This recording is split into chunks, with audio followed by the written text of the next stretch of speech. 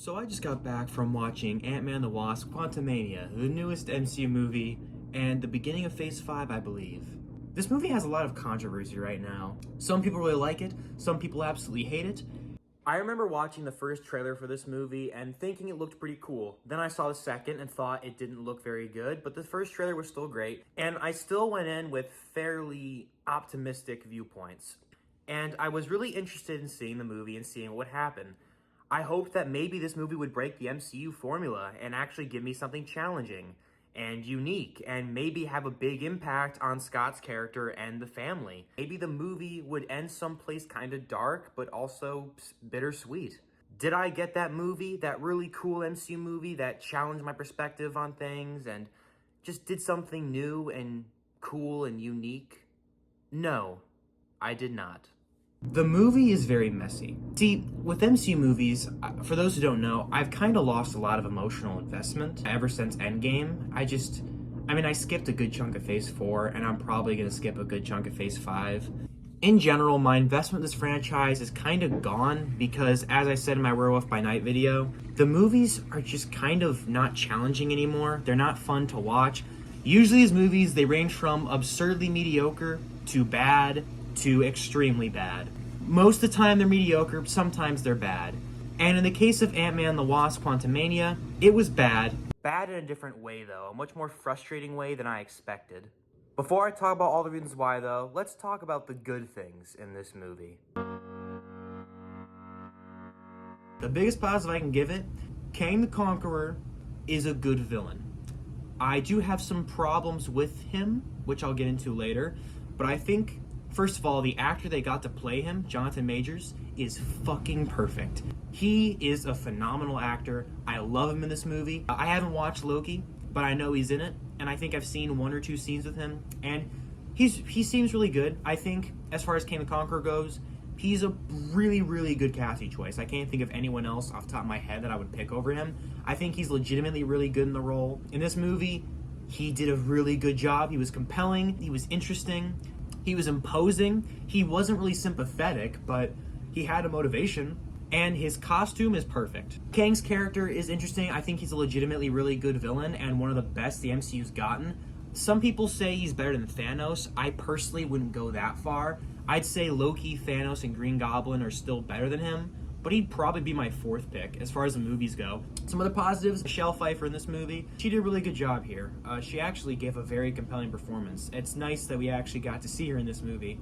Remember when Ant-Man the Wasp put her in all the marketing and she had maybe 5 minutes of screen time the entire movie? I remember that. It's the only thing about that movie I do remember. In general, Michelle Pfeiffer just carries it, I'll be honest with you. Michelle Pfeiffer and Jonathan Majors, they both carry this movie. They are the best actors easily, and they're the ones that I can tell are trying the hardest. Paul Rudd always does a good job. I don't think this is his best performance of the character. I don't think he really gets to stretch any acting muscles, but he's perfectly likable. Scott Lang, I still like him. I think his best performance is still probably in the first Ant-Man, but he's still fun in this movie. I still like him. The final battle is really, really fun, mostly. It's a little bit stupid, but the actual final battle, it's cool, it's fun, you know, it's comic booky, it's stupid, it's silly, but it's fun. And of course,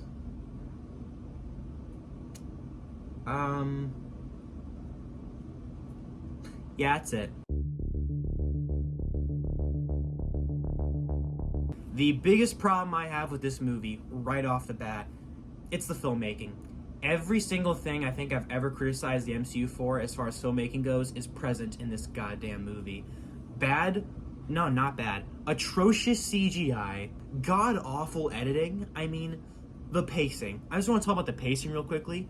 This is the worst paced MCU movie. I'm going to keep real with you. Pacing has always been an issue with the MCU movies. Even the best MCU movies have pacing issues.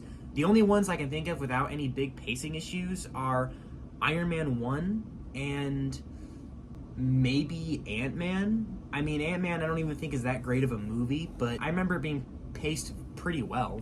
The pacing here is just all over the place, and part of it is probably because there's so much going on in this movie in such a small space. It makes the pacing odd. Like, you jump from scene to scene to scene to scene. Some scenes are only like 35 seconds long, so you'll be watching a scene with, for example, You'll have a long scene with certain characters that goes on for 5 minutes, maybe, explaining stuff, and then it'll cut to another scene in a different part of the quantum realm of two characters interacting for maybe 20 to 30 seconds, and then you'll cut right back to the other scene.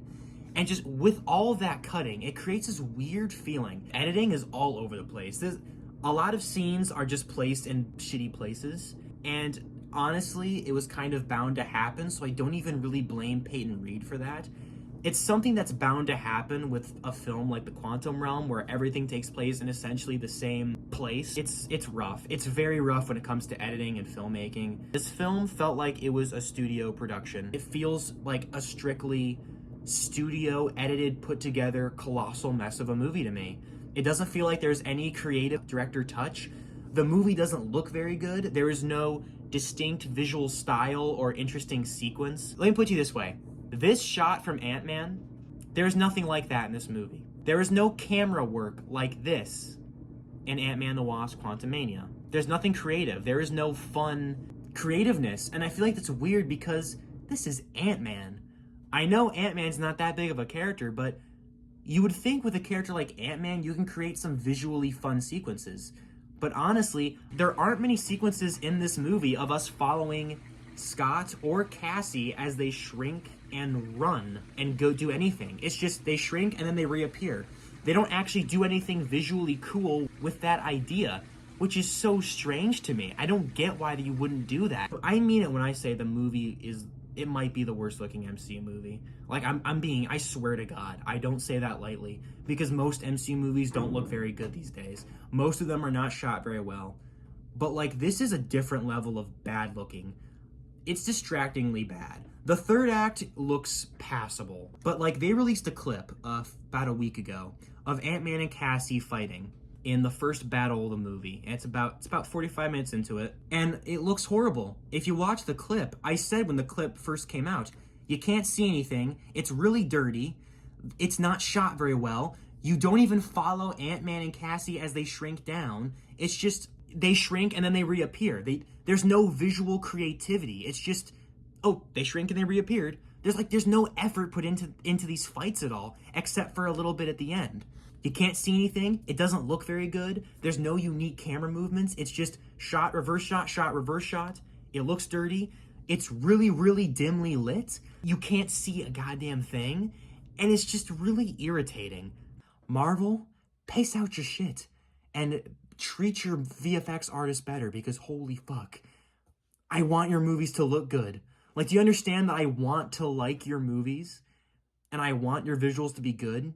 And you piss me off every time they look terrible. None of the jokes in this movie are very funny in general. The only time I laughed was when MODOK was on screen, and I guess that's a pretty good segue.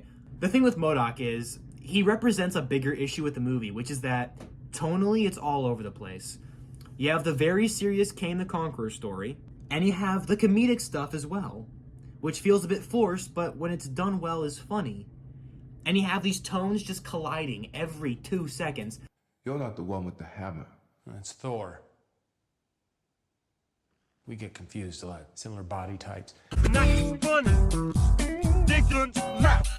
Ant-Man the Wasp, it thinks it's so fucking funny, and it's just not.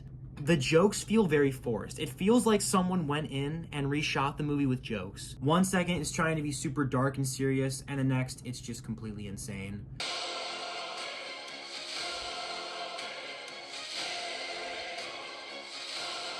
Ant-Man the Wasp Quantumania represents a bigger issue I have with the MCU that I have for a few years.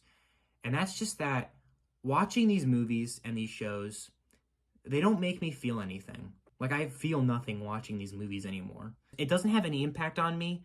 They don't challenge me. Call me crazy, but I kind of like to be challenged. Marvel movies these days are so safe, and they just don't take any risks. There's a moment in the third act where the fight is over, or it's about to be over, and it looks like they've made a choice with two characters of the five, where it looks like something bad is going to happen to these two characters that we've been following. It looks like things might not work out for them, and they might have to deal with something pretty bad. And I shit you not, 10 seconds after it's established that this might be happening, it's undone. The possible consequence of what I'm talking about is immediately undone.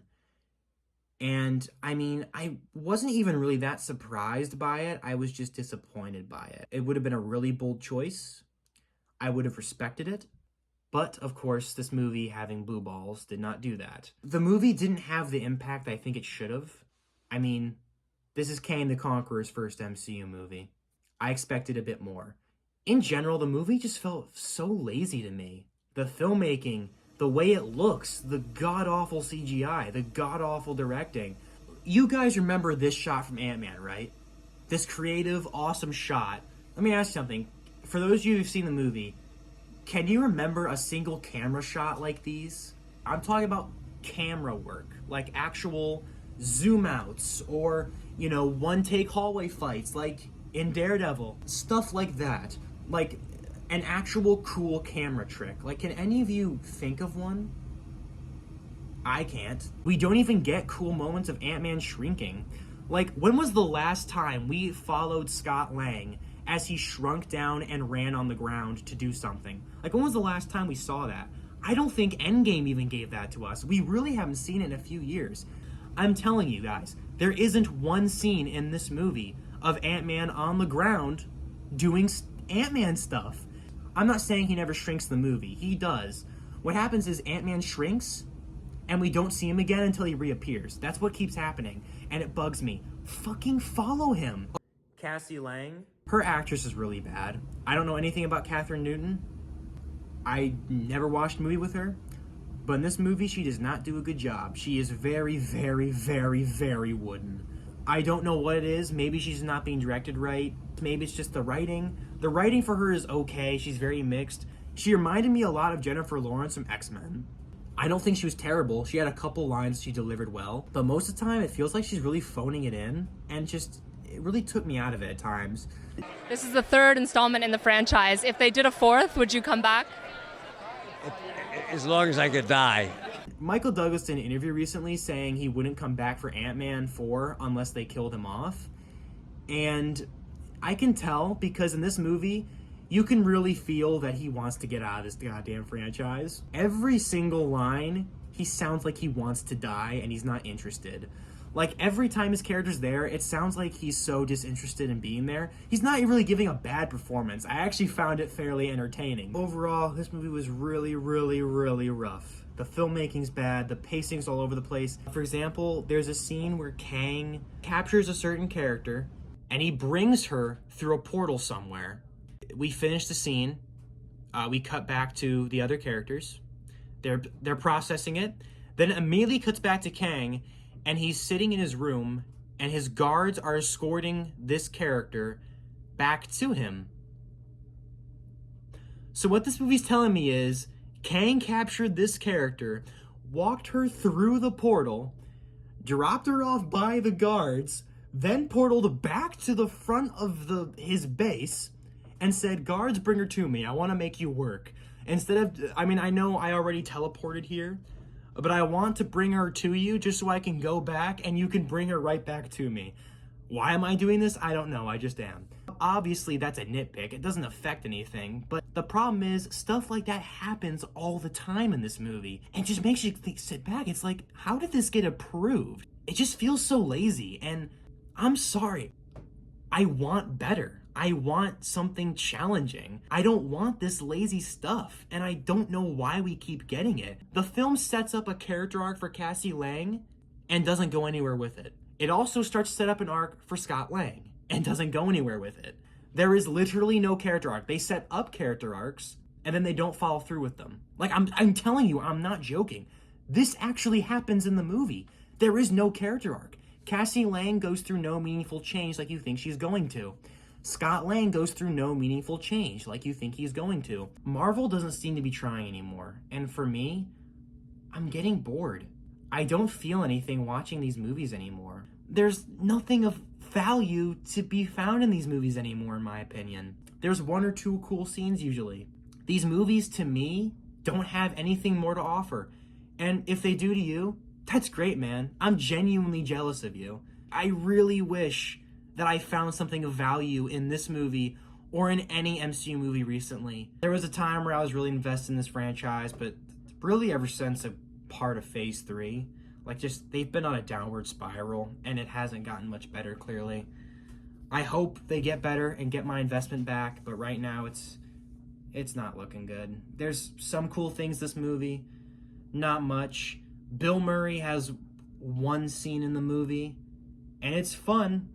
I love seeing Bill Murray, even if it's for only one scene. Would I recommend this movie?